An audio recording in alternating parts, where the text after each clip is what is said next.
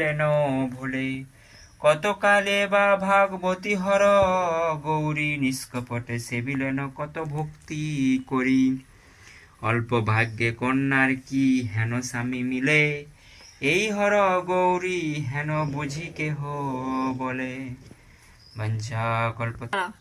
হরে কৃষ্ণ প্রভু আজকের কি পাঠ করলেন? আজকে শ্রী মহাপ্রভুর বিবাহ লীলা হচ্ছিল শ্রী লক্ষ্মী প্রিয়ার সঙ্গে।